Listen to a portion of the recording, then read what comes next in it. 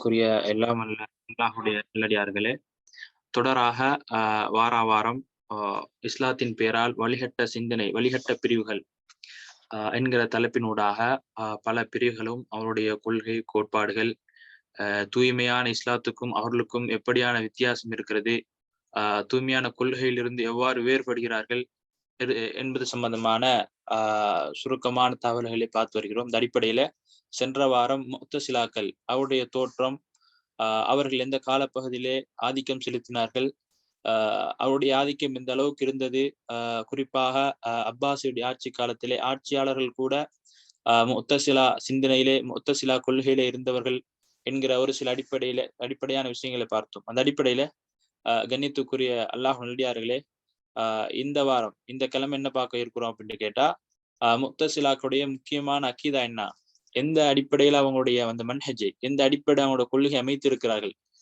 அதற்கான என்ன ஆதாரத்தை முன்வைக்கிறார்கள், அவர்கள் அமைத்திருக்கிற இந்த கொள்கையானது, அவர்களுடைய கோட்பாடு எப்படி அல்லாஹுடைய தூதர் ஸல்லல்லாஹு அலைஹி வஸல்லம் அவர்கள் இந்த சமூகத்துக்கு உண்மையான அந்த இஸ்லாமிய தூய்மையான அந்த இஸ்லாத்திற்கும் அக்கீதாவிற்கும் முத்தசிலா கூடிய அந்த கொள்கையும் எவ்வாறு முரண்படுகிறது என்கிற ஒரு செய்தியோட, நவீன காலத்தில், அதாவது அன்றைக்கு ஆட்சி செய்யற அளவிற்கு ஒரு ஆட்சி அதிகாரம் படைத்த ஒரு வல்லரசாக பெரும் ஒரு ஆதிக்கம் கொண்ட அந்த முத்தசிலாக்கள் இன்றைக்கு விரல் விட்டு, அதாவது பேர் சொல்லி முத்தசிலா, நான் முத்தசிலா என்று சொல்லுகின்ற அளவுக்கு கூட அல்லாஹ் ரப்புல் ஆலமீன் அந்த வழிகேட்டை இல்லாமாக்கி இருக்கிறான். ஆனால் அவருடைய அந்த சிந்தனை, அவளுடைய அந்த அக்கீதா இன்றைக்கும் வேற பேரினூடாக இருக்கிறது.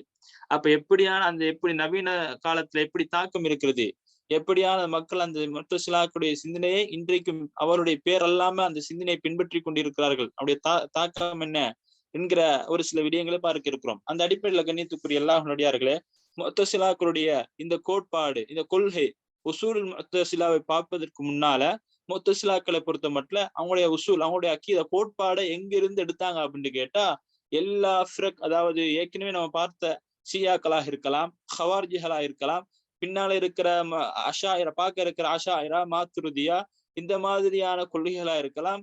இவர்களுக்கு எல்லாமே என்ன நடக்கும்னு கேட்டா, ஒரு தொடர்பு இருக்கும். இவங்க எல்லாமே இஸ்லாத்தின் பேரால வழிகட்ட கொள்கையா இருந்தாலும் கூட, அதாவது பாத்தில் என்று வருகிற நேரம் அவர்களுக்குள்ளான ஒரு தொடர்பு இருக்கிறது. அப்படி நான் முத்தசிலாக்களுடைய கொள்கையை நாங்க பார்க்கிற நேரம் நமக்கு தெளிவாக விளங்குகின்ற விஷயம் என்ன தெரியுமா? முத்தசிலாக்கள் ஹவார்ஜிகளோடு தொடர்பட்டு இருக்கிறார்கள். முத்தசிலாக்கள் எப்படி ஹவார்ஜிகளோடு தொடர்பட்டு இருக்கான்னு கேட்டா, இன்றைக்கு நம்ம வாழ்ற காலப்பகுதியில ஹவார்ஜிகள் இருக்கிறாங்களான்னு கேட்டா இல்ல.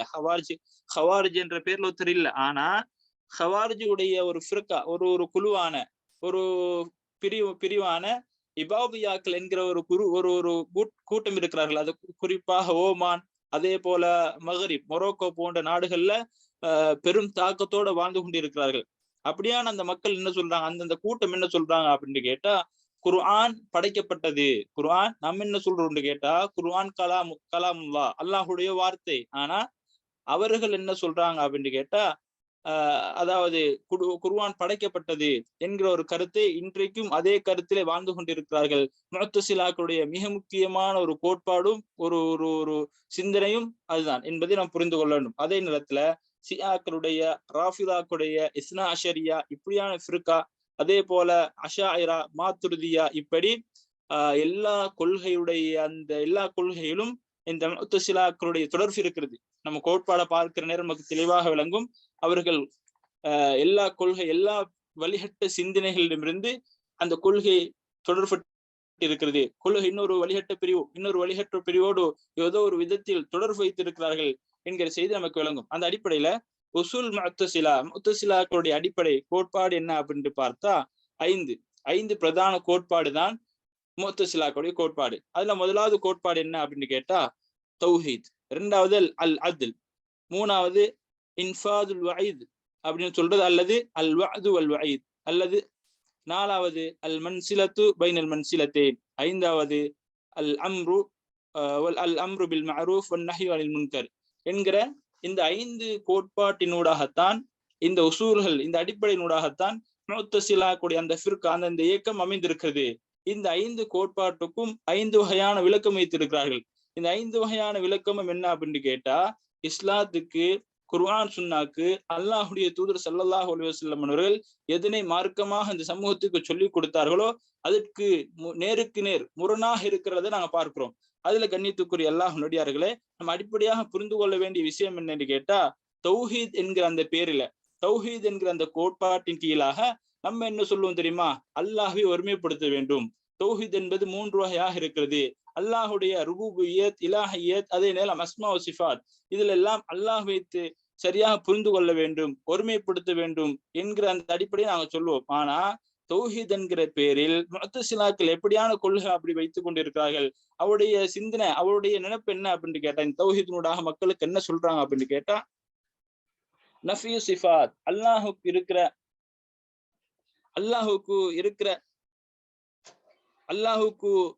அந்த பண்பாடு, அந்த பண்பை மறுக்கக்கூடியவர்களாக இருக்கிறார்கள். நாங்க பார்க்கலாம் இந்த சிந்தனை எங்க இருக்குன்னு கேட்டா, குலாத் அதாவது ஜஹமியாவை பொறுத்த மட்டும் ஜஹமியாவையும் இவர்கள் பின்பற்றி கொண்டிருக்கிறார்கள். நம்ம அக்கீதா பார்க்கிற நேரம் ஜஹமியாக்குடைய கொள்கையும் இவர்களோட தொடர்பட்டு இருக்கிறது.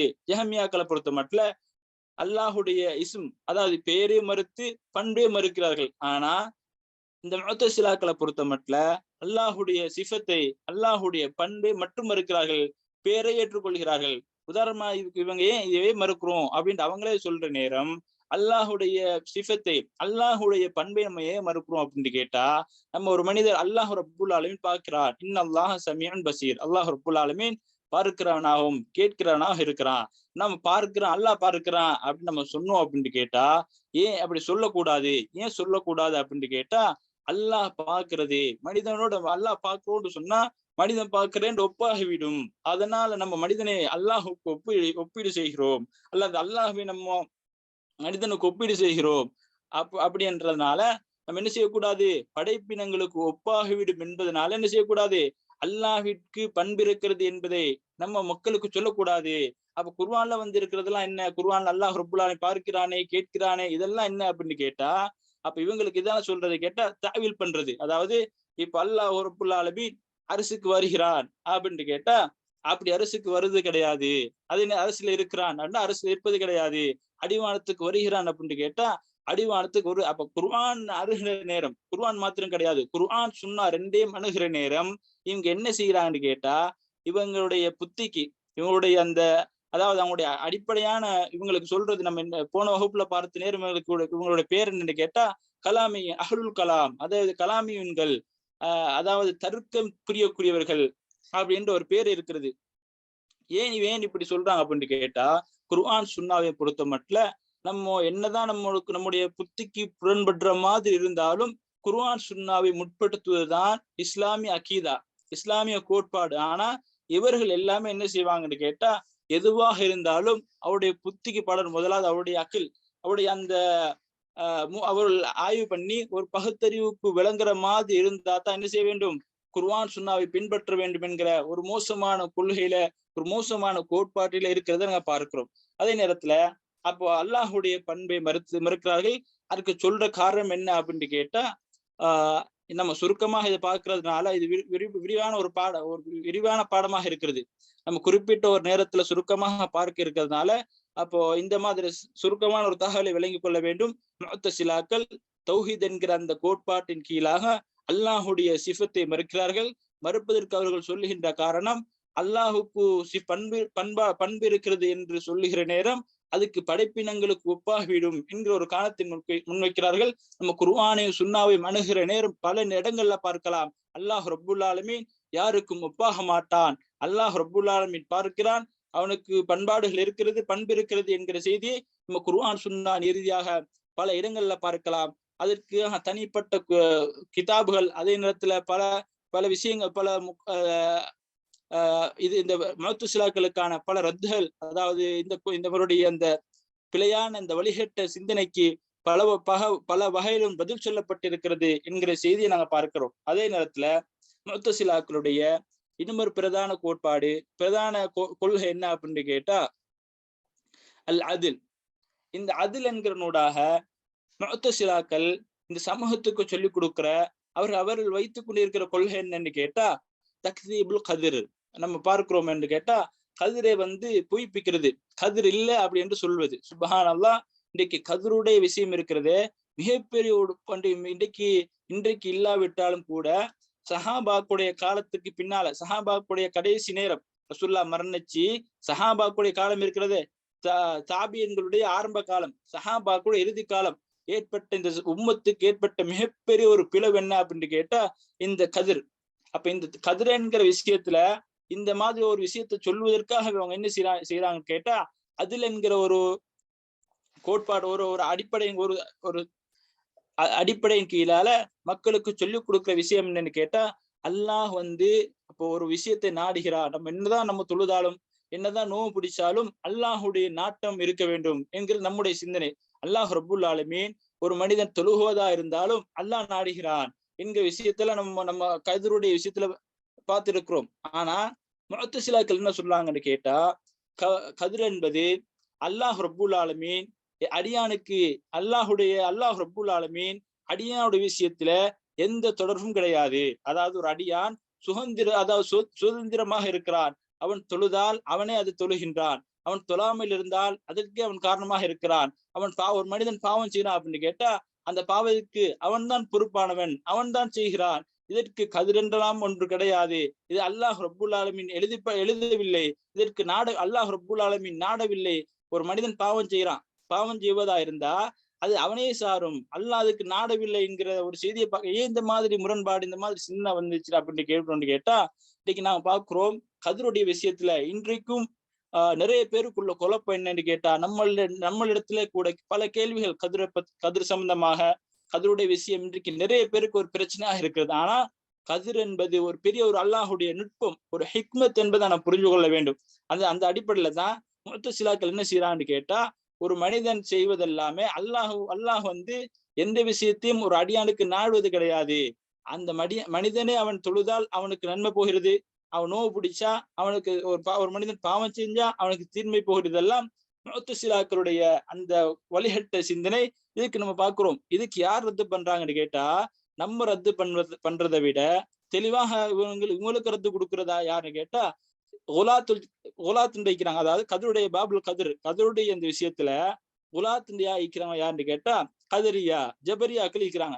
ஜபரியாக்கள் என்ன செய்யறாங்க அப்படின்னு கேட்டா இவங்களுக்கு முரணானவர்கள்.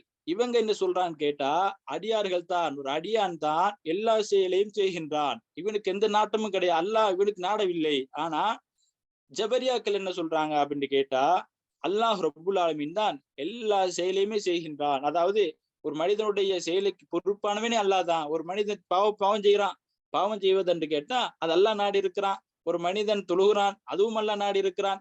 மனிதனுக்கு எந்த விதமான பங்குமே இல்லை என்கிற அடிப்படையில முழுமையாக அடியார்களுடைய அந்த செயற்பாடை அல்லாஹ் தான் ஆக்கியிருக்கிறான், அல்லாஹ் தான் படைத்து இருக்கிறான் என்கிற செய்தியை ஜபரியாக்கள் சொல்றாங்க. அப்போ நம்ம பார்க்கலாம் இமாம் இப்னு தைமிய்யா ரஹிமஹுல்லாஹ் அவங்க என்ன செய்யறான்னு கேட்டா ஜபரியாக்களுக்கு என்ன செய்யறதுன்னு கேட்டா முஅத்தஸிலாக்களுடைய ரத்த கொடுக்கறது.